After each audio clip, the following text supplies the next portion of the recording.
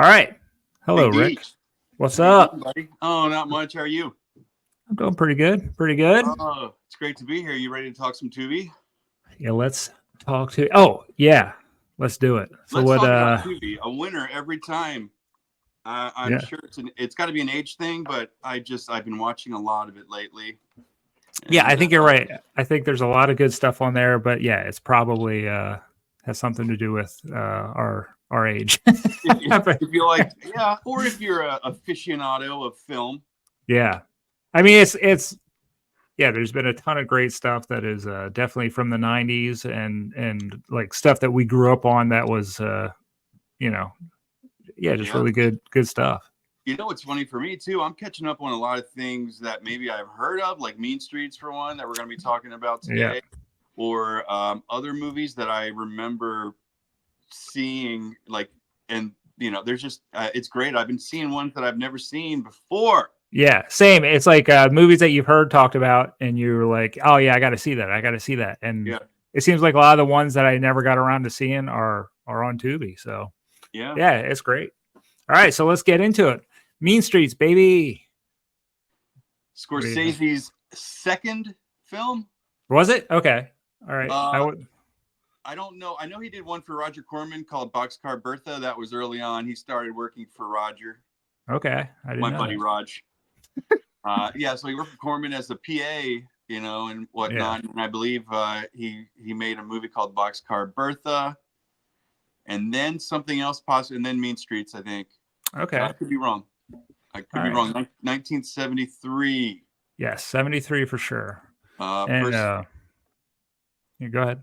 No, first collaboration between him and De Niro, of course. Okay, and De Niro is interesting. De Niro is interesting in this one. Yeah. Yes, I don't know. I feel like he's definitely. I mean, he plays the role of Johnny Boy very well. Let's go over the characters real quick. All right. So we got Johnny Boy. He's the De Niro character. What is he? He's a hoodlum. Yeah, he's definitely not a mastermind of any sort of crime. He's just a street thug. And immediately because the first instance we see him, he's blowing up a U.S. mailbox. Yeah, so let me ask you, what do you think the thrill? Broad daylight. This guy's probably in his he's in his 20s, right? Yeah, that's what's weird. Everyone still looks like they're 40. Right. They're supposed to be kids. Right. De Niro's supposed to be younger than Harvey Keitel, around the same age, but a little bit. He's supposed to be a young kid who lives with his mom. Okay. And maybe it's because they wear ties and jackets all the time. Yeah. But De Niro's supposed to be a young punk coming up in the hood. Yeah. So, yeah, I don't know. And maybe because I'm not I was never a young hoodlum, but I just blowing up. I mean, completely blowing up. Not a small kaboom. Like that thing went flying. If anyone was standing around that mailbox, it would have probably killed him. Well, it didn't look like anyone was injured at the time, but maybe I was thinking maybe there was some kind of, other than it being government property, which is probably the only reason. I thought maybe there was, I would have to guess just because it's government property. Yeah, I guess. But yeah, they're clearly just setting the scene that this guy is just anarchy. You know what I mean? Just like it tells you all you need to know about Johnny Boy. Yeah. Essentially. Then we got Charlie, who is friends with Johnny Boy. Yeah. Harvey, the wonderful Harvey Keitel, a little stiff in this one at times. Yeah, but I think some of his dialogue's a little weird. I don't know if that was me. His dialogue's strange. I don't know if that's the writing or what. Agreed. I thought the same thing. I thought some of the things he said were I questioned, is this just me not understanding this generation, like this time period, or you know what I mean? Because it was very some of the things were just and strange. It could have his jokes were pretty bad. Yes. The jokes were bad. The one what did the Queen say? They're like, huh? Fight balls, be the king. A-ching. I'm like, that's but I mean, and he is the nephew of like a crime boss, right? Like his uncle. I think he's the man. He runs that restaurant, right? Well, I guess. Yeah, I don't know. He's the man. Yeah. Yeah, I don't. I feel like there's some scenes out of order here as well. One editing scene that we'll get to in a second. But let's get to Michael. Michael now actually is a bit connected. I think he's not as connected as he likes to make out as he is. Yeah, I think they did a great job with him. Do you know who the actor playing Michael? Who is that guy? I feel like I've seen him a million times. I've definitely seen him. Should have looked it up. I thought he was great. Honestly, I thought his character was like you could tell he was just like he was trying to be a boss, but he was just a little bit too nice. Do you know what I mean? Like he was just like, I don't know, like kind of gullible. You know what I mean? Well, the opening scene, he bought he thought he was buying a adapter, and he bought Japanese lenses or something. Right. So they're all kind of young and coming up. Right. Charlie's uncle is the man, probably the I don't know the Don, but he's definitely he's up there. He's up there. So we meet him at Tony's bar. We got Tony as well. So the four of them. Tony he's a bit older. He's a bit more established. Right. He owns a bar. Yeah. That everyone hangs out in and chills out, and that's where we meet De Niro. Yeah, and apparently, heroin in the bathroom is not okay with Tony. Oh yeah, what a great way to start! Yes, heroin was a problem in the 70s too. Yep. Yeah, but I mean, he said, "Not in here, buddy. Not in my toilet." Yeah. No, that's a good way to meet Tony. But then we meet the whole gang. De Niro's off the chain already, I think. Yeah. He brings in those two girls, but immediately you get what I call Scorseseisms. Okay. You get the introduction to De Niro, which is a combination of a slow dolly in towards Harvey and a slow dolly following De Niro. Oh, right. These, with the Rolling Stones music playing. Yes, these were the best scenes. Yeah, you're right. They are definitely like, you can see it. Yeah, if you just cut most of the movie out and just tie those scenes together, it is just like one badass movie. Do you know what I mean? You know what I mean? Like those slow motion, like music genre scenes are really great. Yeah, they're awesome. Then he cuts to the opera music with this fast cuts, and it's all there, all the Goodfellas stuff. Yeah, you can see him working on it. I don't know. I'm torn about this. I like this movie. Well, how many times did you watch it? 4 times. Okay, so I watched it twice.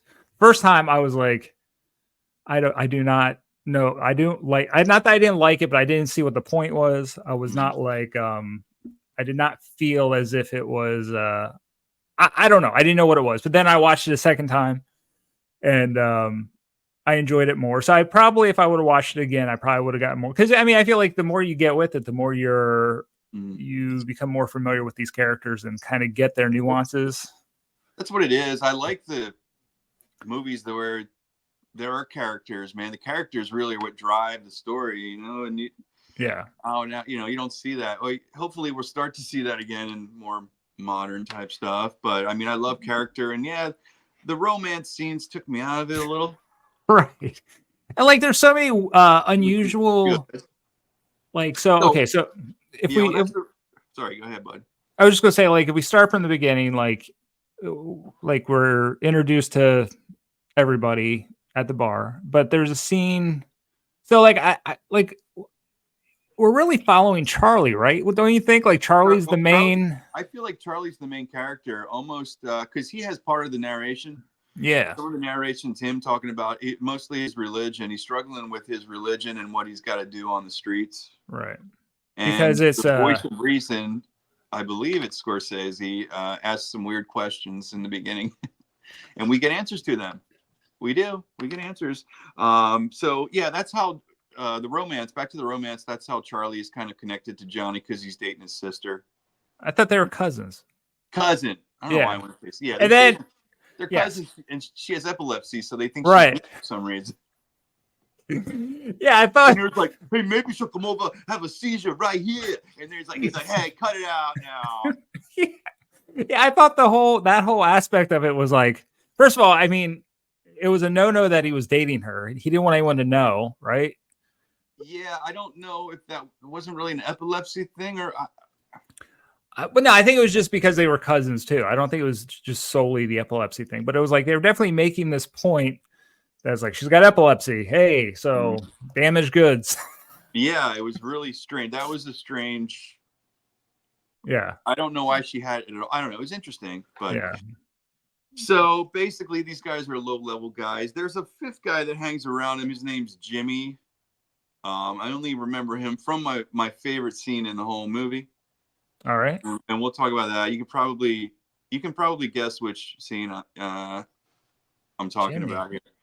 But we get to it soon. Let's just get to it. So they're just doing low level things, hanging out. I think is Charlie Harvey Keitel. We'll call him Harvey Keitel. Is he a collector for his uncle?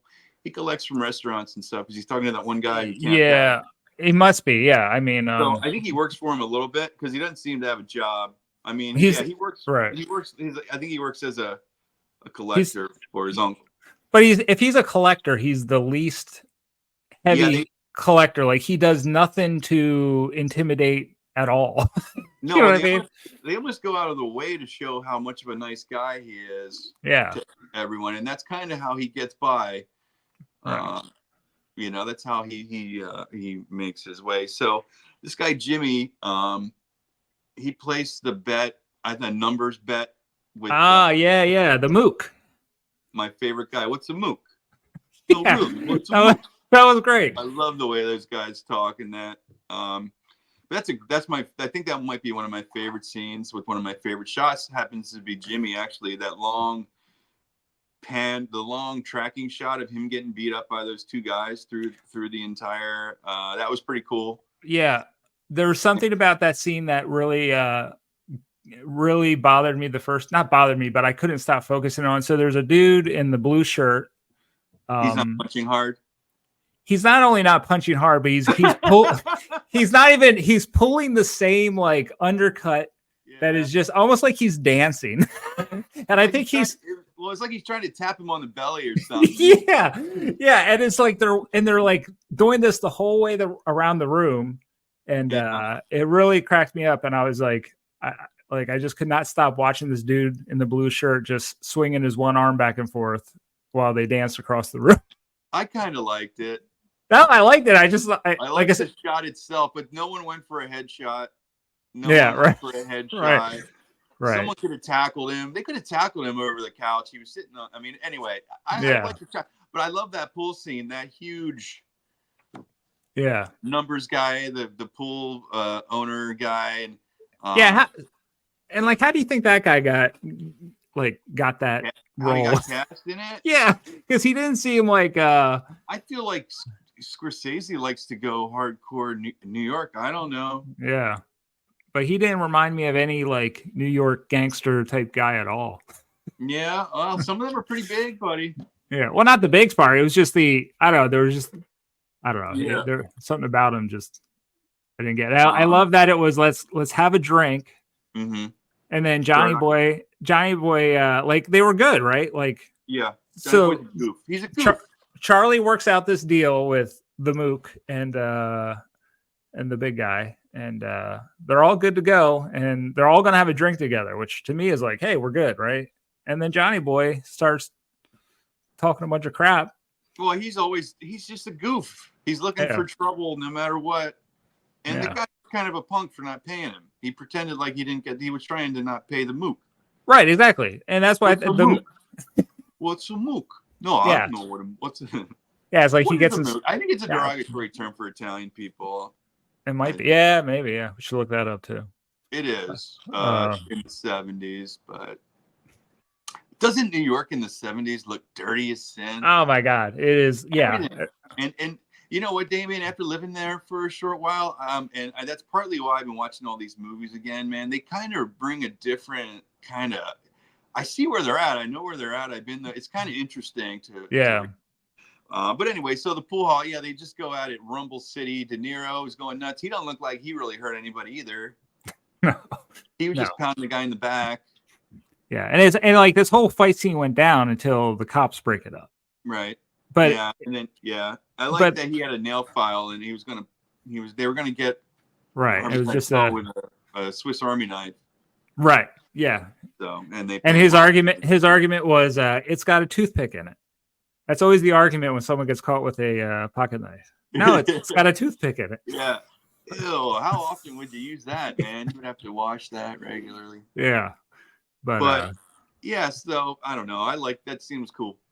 Pretty no, clever. I like that. And then, then it closes up with, so then the guy running the joint who was going to stiff the mook, he ends up paying off the cop. So he's like, now he's shelling out money to just like get the cops out of there. And then they all have a drink together again. Yeah. I mean, I guess that's the way it goes. Yeah, but then, well, you know, did you ever have a fight with a bunch of people and then you get along afterwards? I mean, I guess I really never have. Yeah. I was thinking of that kid in school. I was thinking of like, did you ever have a kid in school? I'm talking young, and you guys were going to fight. It was set 2:00 on the playground. Yeah. You guys were fighting. And then either you do a little or you don't, but after that, you're like, you're fine. Like friends after that. Me and Jeff Dunn. Remember Jeff Dunn? He challenged me to a fight. No, I don't remember Jeff Dunn. I believe you. Jeff Dunn. Jeff Dunn. Wait. After that, we were good friends, man. We were good friends. We were probably mean to that kid, and he probably had a hard life. Yeah, I can't believe you don't remember Jeff Dunn. He was a goofball. He came from Peckway Valley. Anyway, he was a good kid. If you ever happen to watch this. Did he play football? No, but he hung around the weight room and stuff. Maybe I do remember him. I don't know. I'm really bad at remembering. But we were best friends after that almost fight. And Jeff, it's your last thing. I'm sorry, buddy. Jeff, I'm sorry too. Yeah. I was probably not very nice to you either, and I'm sorry. Damian is always just trying to be cool. Yeah, pretty much. No, we all were at that time. Anyway, so moving on from the pool hall. Yeah, these guys, they're just low level, hanging around. De Niro owes a lot of people a lot of money. Let's talk about that. Yeah, so apparently he feels like he needs to pay. I don't understand why. I don't understand what his end game is. I mean, he's in this world, right? Like he knows how it works. But is he? I mean, he is, but he is. But he's got to know that he apparently later he says he's borrowed money from everyone in town. Yeah. So he knows. Yeah, but he ends up. Well, we'll get to what he ends up telling Michael eventually when he finally comes due. So he owes Michael all this money. Mm-hmm. He's being blatantly disrespectful. I mean, do you like? I don't. Johnny Boy is a. No, he's not likable. I don't even think you're supposed to like him. I think, there's nothing really redeemable. Yeah. And Harvey Keitel just feels indebted to him, and they. But why? Why does he though? Why? I don't even know my wife's cousins really. I mean, let's say it has something to do with your like he's dating Johnny Boy's cousin, right? But he doesn't want him to know about like. If that's the reason, like at some point you're still going to be like, look, man, you are just trying to get yourself hurt. Like, why is Charlie so putting his name on the line for this guy? You know what I mean? Like it doesn't add up. The dilemma that I guess that's the dilemma Harvey Keitel is going through. Yeah. Yeah. I mean, it's a rough life, I guess. Yeah. So like, keep going. Go ahead. No, I was just going to say, I kind of forget where we're at here. So we had the pool hall fight. Oh, I want to talk about, yes, like you said, there's some straight up really awesome gangster scenes that do get, I think, retouched and made a little bit better for Goodfellas. You know, a lot of their shots. Yeah. However, there's just some random New York City scenes in here that I like out of nowhere. Okay. Well, there's another violent scene I want to talk about, but let's talk about that first, and then we'll get to the ride. Would they give the guys a car ride? Yeah. But that's what I want to talk about. Do you think? I bet David Carradine was really that drunk when they filmed that. Yeah. I mean, have you ever? He swipes the beers off the table. So that's David Carradine.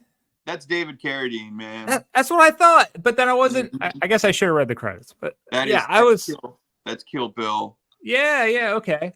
Yeah. When he's late. That's later though, right? No. That is now. Yeah. Coming up shortly. Skip a few boring romance scenes, I think, shortly after that. But this is the kind of re-editing I want to talk about that I think I don't quite understand.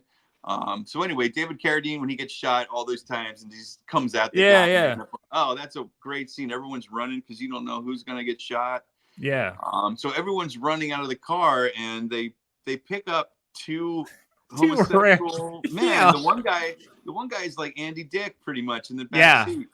Yeah. Hello, beautiful. Oh, you look gorgeous. And people are all giving him the finger on the street. It was really, really weird. But so I have a theory about that scene, and maybe you've already thought about this. Because watching it both times through, I was like, why? Like, how is everyone on the street knowing this guy is being so flamboyant? I think that was just a street shot.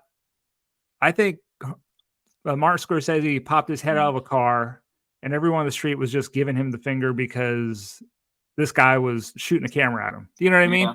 I don't think there was any. I don't think that scene was set up. I think it was just like, let's go drive down the street. Yeah. And I don't know. What do you think? It seemed guerrilla just out the window. Yeah. Yeah.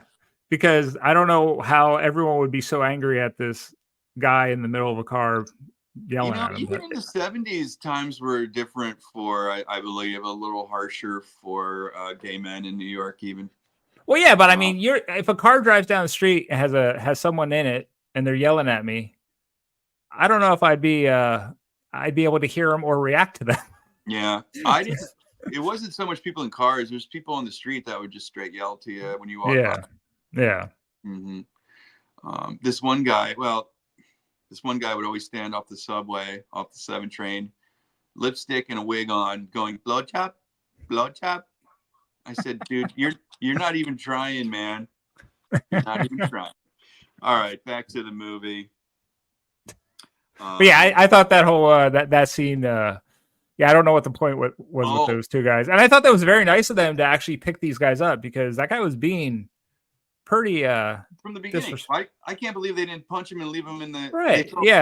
I think Michael's like, we can't leave him outside there. Like, why do you care? Yeah, I mean, why not? Everyone could just walk away. I don't know what the big deal was, but yeah, like I thought that was nice. And then I definitely think that guy was being a little bit much. I think I'd drop him off too. You know what I mean? Yeah, I wouldn't. Anyway, he got off nice, I think. Yeah, very rude. But the other scene that struck me as insane out of nowhere, the welcome home party for the Vietnam veteran. Yeah. Oh wait, but real quick before we get to that though, was this before or after Tony saying, "Hey guys, come back. I want to show you something in the back room." Did you? Was it a tiger? It was a tiger, right? It was a tiger. He was keeping just a couple of tigers in cages under blankets, apparently full time. I believe it, man. You saw Tiger King. People buy tigers and stuff, dude. Yeah, well, what's he doing with these tigers? I'm sure they fell off a truck, some zoo truck somewhere. I mean, I don't know.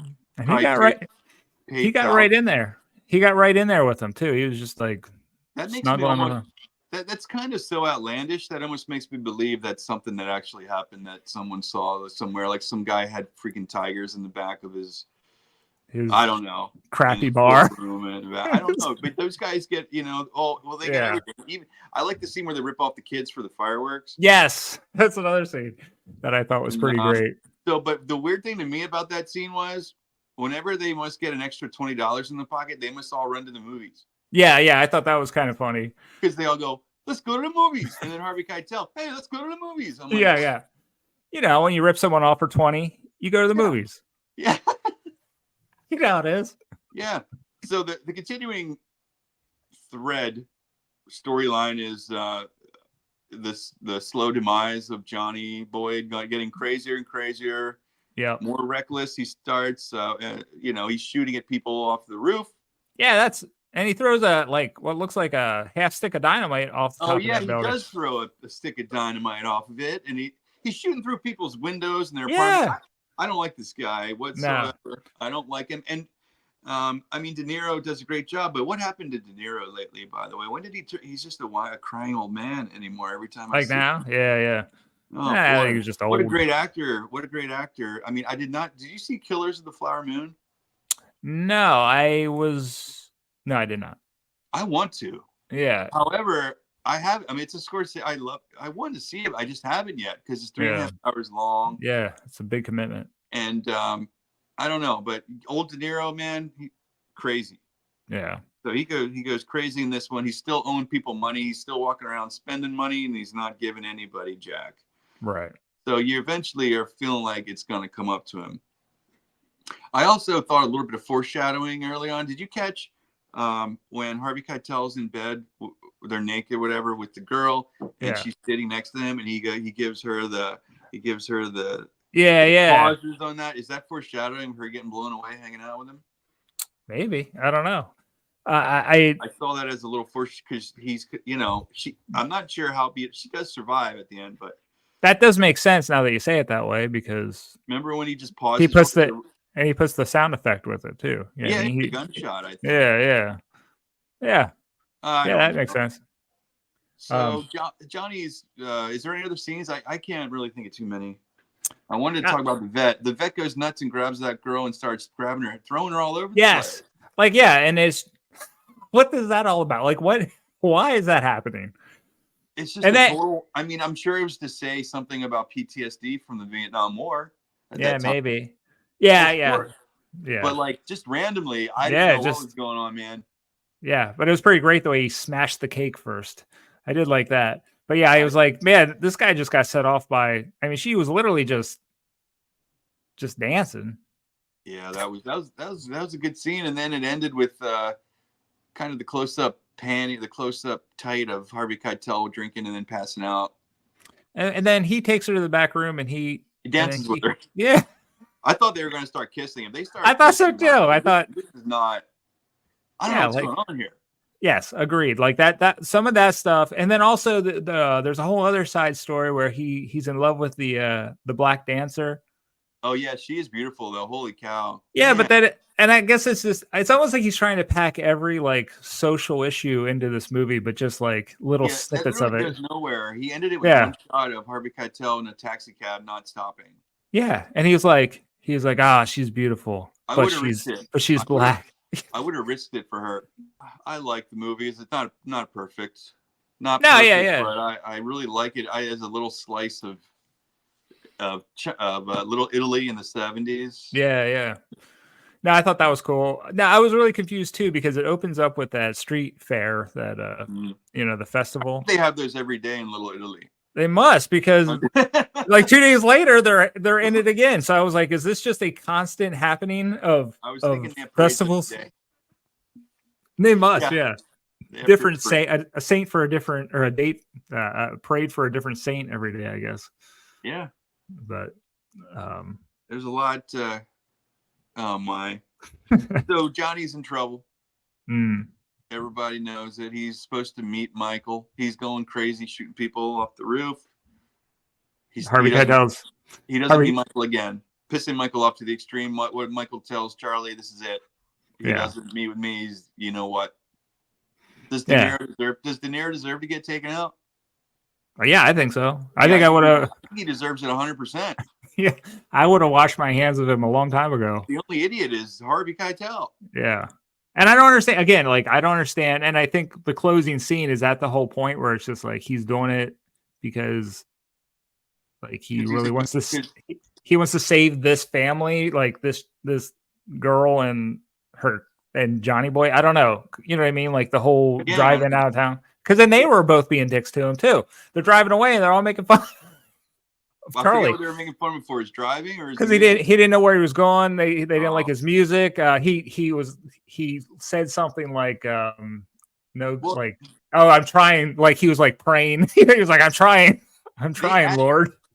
They add that though. Like he called her the C word. And she kind of was. Remember when she yelled at the maid at the hotel? Oh yeah, I thought so too. Thought like she was the second after they walked out, she's like, "You go clean that now." Yeah, I agree. What's wrong with you?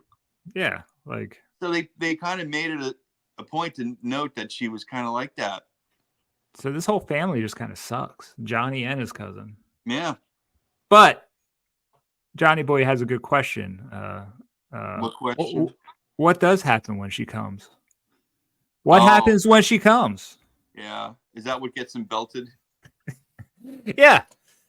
I don't know why he wants to know that so bad. Because It- I don't know what he thinks. yeah, but he wants to know. But boy, I don't know Yeah, if he went that's right for that one. That was he yeah, went right for that line. That was I just think what somebody. happens. Yeah, yeah. So he's in deep. Charlie's in deep. He's trying to get Yeah. Johnny to pay. He won't pay. Finally, what does he tell? He meets Michael finally at a bar. Tells him, yeah, Johnny Boy tells Michael that he's a chump. Essentially, I Yeah. borrowed money from you because you're a chump. Yeah, and this is after Charlie gives him he gives him $30, right? Yes, He's and he like, gives him money for that too. just give him that $30. It's still an insult. And what's he do? He gives him $10. So he took the $20. Yeah, Like he didn't even. insult. Yeah, Complete and then insult. he was a complete. Yeah, like whatever he said. Oh, and he pulls a gun on him as well. Yeah, yeah, So and the whole time Tony's eating something out of a little paper plate. You notice that Tony's standing right next to him, just eating a little plate of French fries or something. That guy's been in a bunch of stuff. He's in The Sopranos. He was Okay. Yeah, he's been in a bunch. Yeah, he's good though. I liked him. I just I've been on a Harvey Keitel kick a little bit. I watched Reservoir Dogs again. Do you remember the first time we watched that? Yeah, it was you. You introduced me to him. Yeah, man, we watched it in my house. You said we got to watch this movie, but not the first time we watched it. No, we rented it. I rented it one night after a football game. We watched it with me, you, Sabrina, and Jen on the living room, and we all fell asleep. Oh, well, now I don't remember that. See, I'm such a freak. And then the second time we watched it up in your room, chilling. Yeah. Nice. Yeah, because yeah. So I just love it anyway. Wow. Yeah, I really didn't remember that. I remember a lot. I remember we went to see freaking Army of Darkness in the movie theater. I remember the weirdest crap, but I remember seeing the Brady Bunch. We went to see the Brady Bunch. Remember that? Well, I was told there was a crowd developing outside. I forgot about that. We showed up an hour and a half early. Well, yeah, way early. Yeah. Pacific 4 was the ghost town. They looked at me like I was nuts. I have a serious problem with getting to the movie on time. I'm with you though. I that was back in the day when you had to go get them. You had to go buy them, and you didn't. Yeah. No pre-order. Yeah. No, I overestimated the box office results of the Brady Bunch movie. So we got to wrap this up. Back to Michael. All right. Yeah. Wait. We did blow by one important scene though. That before we do. Oh. Which is you brought it up, and I think I sort of bulldozed right past it. Is Harvey Keitel and Robert De Niro after a late night, they're just sharing a double, like a twin bed, hanging out in their underwear. No big deal. I realized that, people do that in New York. They sleep in their tighty whities next to each other. Really? I never lived there, so I don't. I got the gist of that. It's supposed to be his mom's house. I think Harvey's supposed to live with his mom. Oh, really? They go to his mom's. I don't know, but they're laying in bed together, and it's really weird. It's a strange, like. Not that there's anything weird about that, but no, just why have them at all? Why stage it that way? Right. In your underwear, laying in. It was interesting. Yeah. It's not like it wasn't like they were snuggling or anything. It was just a very strange. And you didn't see as much of Harvey as you do in Bad Lieutenant. No. Not nearly. I need to watch that movie again. Ferrara, I'm familiar with him now. I've watched a few of his other movies. He has like 4 that I've seen, and they all leave me feeling just kind of filthy. Yeah, I can believe it. There's a movie he does one with Christopher Walken called King of New York, and I'm like, a gangster movie with King of New York or a gangster movie with Christopher Walken. And I'm watching it. It was weird. He wasn't quite a gangster. He was like a gangster on his way out on Dre. It was pretty much a downer. Yeah, you're on your own on that one. I don't want to revisit that. But yeah, that Bad Lieutenant blew our minds. Yeah, it was Ugh. Um, Ugh. so yeah, speaking of Bad Lieutenant, Harvey is trying to get Johnny Boy out of town, right? They're gonna get out of there. Yep. Because I would have been done with him and he pulled a gun on my friend.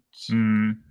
Yeah. That's the only thing that doesn't quite stick with me. And again, I think that's the overlying trauma or trouble or conflict of the movie is that he is loyal to everybody and he tries to save Johnny. Yeah. And what happens to him? He gets, I mean, so then Michael pulls up right next to him. Martin Scorsese, aka Shorty, is in the back seat, and he blasts away. And what I get is he shoots. He gets De Niro in the neck, right? Yes. And in the side, maybe in the neck and the side. Yeah, maybe. The thing that scene was very dark. Yeah. Was it dark on your copy? Yes. I had a hard time seeing who was who a little bit.